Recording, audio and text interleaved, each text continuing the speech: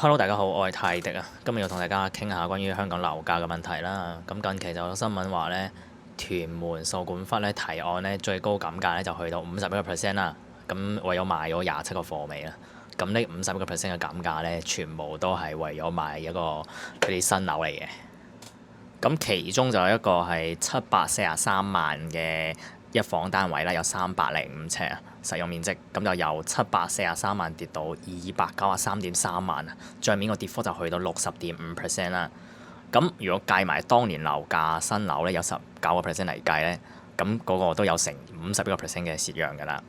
咁但係咧呢件事咧，其實係發展商買啲貨尾喎，佢買啲貨尾都跌咗成一半嘅話，其實呢件事係對於當年第一手買入個買家嚟講咧係非常之嬲㗎啦。當然好無啦啦嗰時，當年新樓跟你個價錢買，就算折買，咁但係而家你買翻啲貨尾無啦啦減咗一半，咁你仲唔係打爛我啲生意？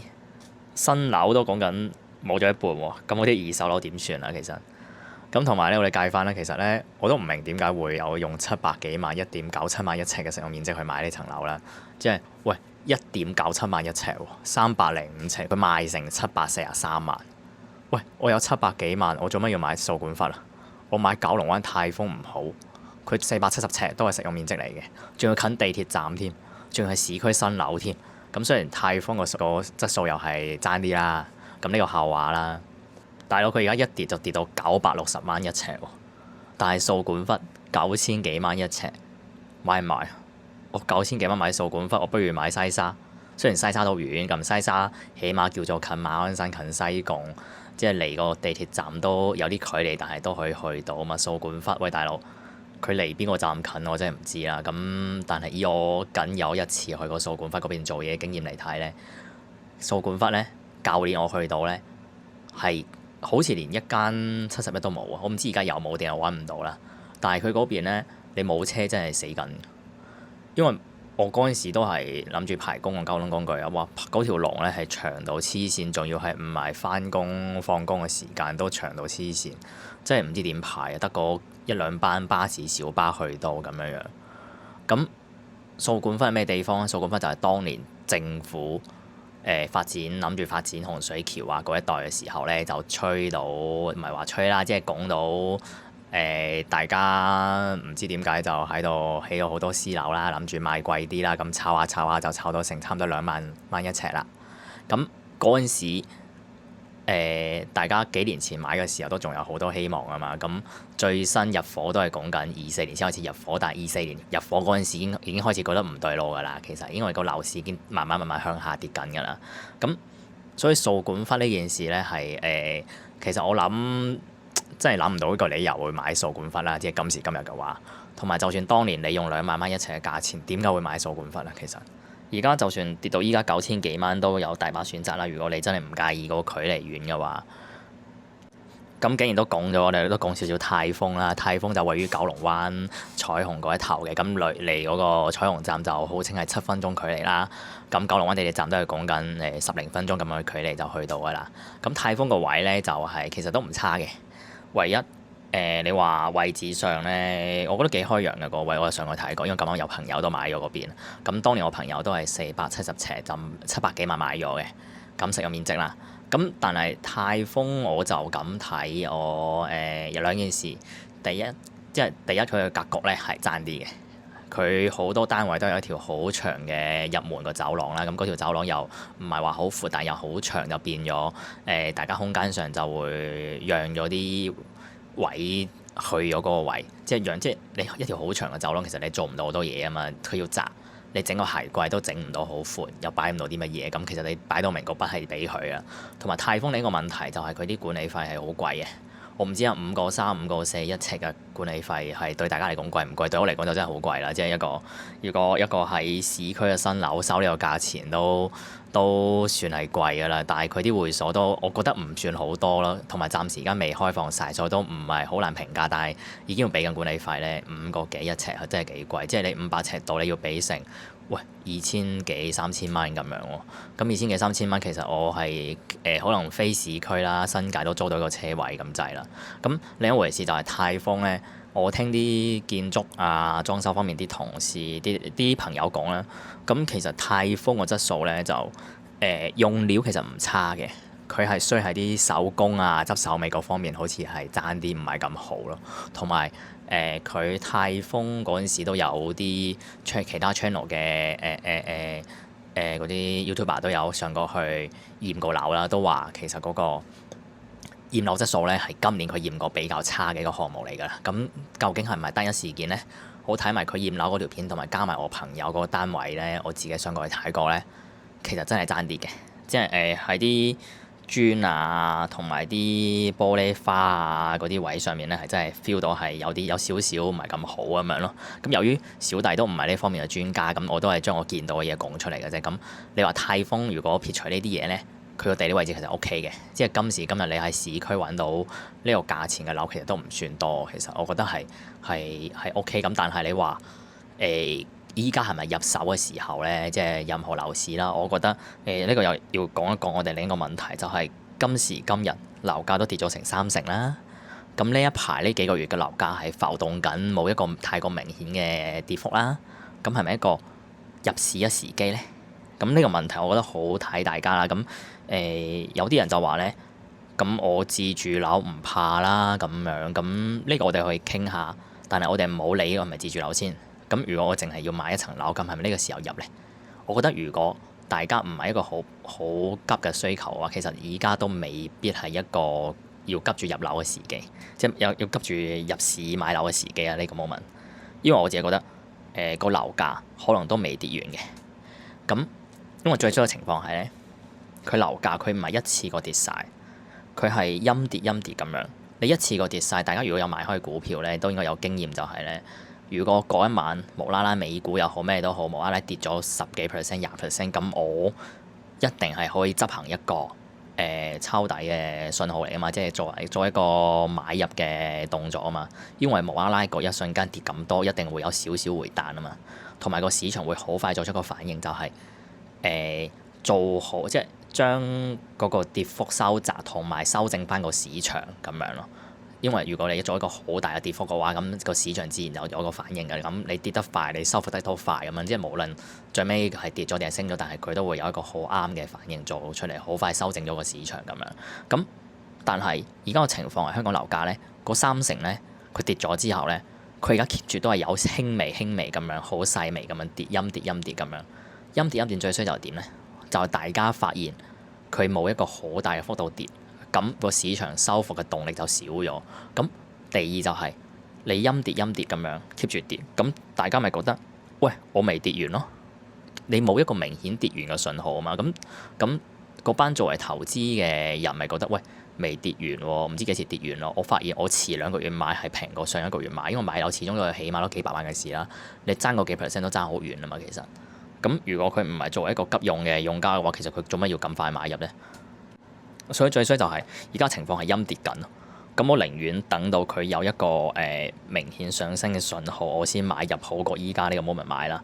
我而家買，跟住過多1年，我蝕咗100萬，嗰種感覺係同我而家遲咗買1年之後，佢升翻咗50萬、100萬，我再買入，但係個市係向緊上嗰種感覺係唔同啊嘛。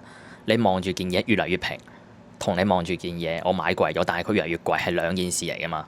所以其實如果係我寧願等個信號，等個樓市市場信號向上嘅時候，我再買入會好過呢個 moment 就買咯。我會咁樣去執行我嘅諗法咯。咁第二就係香港基本面而家都有個影響啦。你睇翻而家香港做生意幾難，你見翻香港而家有幾多間鋪啊？香港4大旺區啊，total 到呢個 moment 有874個間鋪啊。講緊係地下啲間鋪就講緊旺區係講緊旺角、尖沙咀、中環、銅鑼灣咁樣嘅旺區都有800幾個地面嘅吉鋪，你未計埋啲寫字樓咧。我而家我身處新蒲崗，我有時上啲商廈度、工廈度做嘢，我都見到好多鋪頭都係閂嘅。商廈唔係工廈都未必知啊，商廈好明顯，因為商廈落地玻璃嘛，你一望就見到佢吉晒擺喺度，等緊人租㗎啦。即係我試過新蒲崗萬迪上面樓上係成層，可能係有700個鋪位，係得2間 gym room，一間教育中心同另一間賣衫嘅。跟住其餘擺咗兩三間鋪頭係吉晒擺喺度，擺咗成年啊，冇見過佢有人租啊，咁你就知道情況幾嚴重啦。咁如果香港嘅工商業都咁大鑊嘅時候，你覺得香港嘅私人樓會向上咩？佢可能唔再跌落去，已經淨係唔係跌得好多，已經算係好好噶啦。同埋而家鋪租跌到差唔多成一半，跟住的士牌又跌咗超過一半啦。咁任何關於做生意嘅嘢都跌緊，大家做生意嗰件事係越嚟越難嘅時候，咁你其實你自住樓你跌30%可閒啫喎，其實已經算係好輕微嘅啫喎。但係就算佢輕微都好，你呢啲發展經濟發展上你冇向上嘅話，其實你憑乜嘢會啲樓價會向上呢？咁如果樓價唔會向上住嘅話，咁你如果唔係好急嘅，你做乜嘢要依家買樓呢？大家可能有少少誤區就係呢。我諗有啲人咧就係覺得，喂，我買咗層樓收租咁賺到錢好好啊，買咗層樓可能每個月有2萬蚊嘅租金咁，係而家個租金係貴嘅。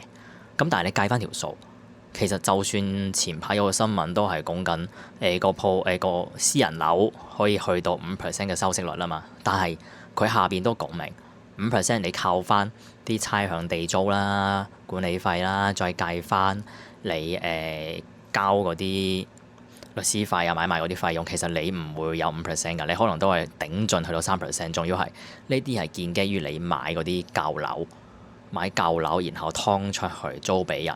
唐樓咁樣，你先有機會去到一條數。仲要呢啲樓通常都超過50年嘅樓齡，你要預又有筆錢用嚟裝修，用嚟搞出邊嗰啲維修咁樣。其實你可能5年後、10年後計翻嗰條數，你係冇呢個5%，甚至3%都未必有嘅嗰個一個收入啊嘛，一個利息收入啊嘛。咁今時今日，我揸住個幾百萬，我做乜嘢要買樓用嚟收租，用嚟做投資呢？我揸住個幾百萬，今時今日。個息率都仲係高嘅情況下，我買美債唔好，幾乎絕對安全。美債有成4%，咁我進取少少買公司債，買啲 HP 啊、Dell 啊嗰啲大公司穩陣嘅公司債，有成6-7%嘅年收息率。咁我揸住個幾球嘢，我做乜嘢要去買樓借政府借銀行錢，然後仲要擔心佢未必回到本呢？因為當年啲人炒樓，其實唔係重點，唔係在於收租啊，而係在於個樓價今年買會平過下一年咁樣，係炒佢個增幅，而唔係炒佢嗰個收租個息率咯。所以今時當佢冇向上行嘅嗰個向上炒嘅能力嘅時候，暫時未有啦，可能之後會有啦嘅時候，我做乜嘢要做呢件事咧？我淨係收個租嘅話，其實係個息率可能得2%度嘅就扣七，即係仲要係。有個問題，你買股票，你買美債，買嗰啲債券，我有咩事，我撳一個掣就賣咗出去。買樓，喂，大佬而家幾多層樓係幾多鋪頭，幾多係樓私人樓擺喺度擺咗成半年冇人問啊！我要賣樓唔係咁容易㗎，我賣樓除咗我層樓可能要擺喺度唔租俾人之外，我仲要係擺一頭半載咁樣先賣到喎，賣完又有手續費啊、律師費嗰啲好多嘅喎，咁我點解要冒險去買一件咁貴嘅又唔一定收到租收得翻嚟嘅資產呢？買股票買美債唔好，所以呢個就更加導致啲投資客唔肯俾錢去買樓咯。即係你識諗，咁嗰班投資嗰班使錢嗰班人，咁樣有錢佬更加識諗啦。佢點計條數都唔啱啊嘛，其實咁所以咪更加少，即係成個樓市向上嘅機率咪更加低咯。其實。所以其實成個市場環境、經濟環境係同個樓市係相關嘅。一個地方好做生意，個經濟好，個樓市向上係正常嘅。但係呢個地方經濟已經轉差緊，仲越嚟越差嘅時候，個樓市係好難向上嘅。你唔好同我講話咩香港地少人多啦，其實呢個不嬲，我覺得都唔係好現實嘅問題。即係你俾咗700幾800萬人，你咁多地咁高，即係地少唔緊要，咁但係你不嬲啲樓起咗咁高，其實唔會冇地方住㗎。本身香港嘅樓價就唔應該咁高，咁當年經濟好嘅時候炒高咗啦，而家翻去仲揾緊個底啊嘛，沉緊個底啊嘛，我哋叫做沉底啊嘛，咁但係我覺得未到咯，反而可能嚟緊係會有一排時間會陰跌咁樣，咁同埋香港而家嘅角色就越嚟越似係大陸一個普通城市咁樣咯，即係可能佢係比較越嚟越似深圳啊、廣州啊咁樣個地方嚟嘅咋。因為以前香港都仲係叫做特別少少對外國人嚟講，咁我哋可以做啲轉口港嘅生意啦，即係外國有啲貨入香港，跟住再入翻大陸咁樣，中間食一陣，定係大陸有啲貨要出口經香港又食一陣咁樣。但係而家嗰件事就跌緊咯。即係唔再，即係對於特別而家特朗普上任之後呢，其實香港已經同大陸等於係同一個地方嚟啊嘛，即係已經少咗一個關稅上嘅特權啦。其實咁咪更加少咯，因為我就算要做你生意，點解我要經香港？香港啲人工又貴，個鋪租又貴，咁點解我要喺度起總部啊？點解要喺度做生意俾你賺呢？我直接出入口唔好，份人都要收咁貴啦。即係關稅又好咩都好，都收咁貴啦。點解我要俾一個人力資源喺度呢？咁香港人工出名貴啊嘛。咁另一回事就係而家好多嗰啲生意都啲鬼佬啲生意都轉咗去新加坡啊嗰啲地方㗎啦。即係例如我都有個客咧，以前喺香港嘅做化妝品嗰啲嘅，咁而家都係成間公司搬走咗，已經炒晒啲香港啲員工搬咗去新加坡咯。冇㗎啦，係嗰個情況係向咁樣發展緊咯。咁所以變咗香港，你無論係整體嘅收入又好，定係話香港嗰啲有錢佬喺度買樓又好咧，其實都少咗呢浸水買緊做緊呢件事嘅啦。咁呢回事就係，喂，啲人問，咁大陸啲專才咧，大陸啲專才都落咗咁多嚟香港，佢啲人工都唔會低啊。但係最大問題就係佢哋好多人都唔會買樓啊嘛，佢哋好多人都係諗住淨係過嚟香港返下工啫嘛。我之前聽過一個都係教授，即係之前聽過有個人喺 YouTube 都有講過啦。咁佢都有啲學生係大學專才嚟嘅，咁就喺香港做嘢啦。佢哋係顛到咧，可以係買樓定係租咗層樓喺深圳，跟住佢哋每日係搭高鐵嚟香港返工，帶埋飯，跟住收工之後搭車返深圳住。係幾乎喺香港除咗交通之外，幾乎一蚊都唔使過咁樣咁滯。咁成件事就係等於我哋係將啲錢輸出緊咯。即係其實我哋係個淨輸出啫嘛，即係冇一個淨收入啊嘛。件事係輸出㗎，佢冇留低任何錢喺度啊。咁呢啲當然係少數情況啦。咁但係多數情況係點呢？就係多數人都唔買樓咯。無論係專才又好，定係嚟自於地道嘅學生又好啦，佢哋好多時喺香港讀書啊、做嘢都係租樓。所以個租金先升到啊嘛，就係因為好多人買咗層樓，同埋加埋好多專才同埋學生嚟香港讀書，佢哋係租住啲樓先咯，所以個租金先上到啊嘛。但係佢哋租同有人買係兩件事嚟嘅喎，應該咁講。好彩有班人喺度租緊啊，個樓價先冇跌得咁快嘅啫。如果連租嗰班人都冇咧，個樓價跌得仲快啊，因為你連收息嘅能力都冇啊。咁而家有人租緊啊，但係冇人買，個樓價都係升唔到啊嘛，其實。所以整體而言呢，你如果問我而家係咪買樓入市嘅時機，我絕對覺得係唔係嘅。因為你買層樓一喐就可能廿幾30年，咁我諗好少在座應該好少人係直接 full pay 幾百萬買咗佢㗎啦。咁你要廿幾30年，你買咗層樓供住，跟住你俾啲咁貴嘅息，跟住仲要你要確定你個廿幾30年你係份工係長長久久，但係而家個經濟環境你係好難講啊嘛。咁呢個都係問題，就好多人就算有錢有本事買，都一諗自己廿幾30年份工要頂住，其實都淆底啊。其實你冇人肯定份工會唔會俾人 cut，定係個人工會俾人 cut 咯。其實咁，所以其實你問我嘅話，我會寧願見到個市穩定啦，甚至乎向上嘅時候再買咯。即係佢向緊上，我寧願買貴，都冇而家呢個時候買，然後又蝕翻俾佢咯。我會呢個係我嘅決定啦，咁大家可以參考下。咁今日時間都差唔多啦，多謝大家收聽呢個節目，我係泰迪，我哋下集再見啦。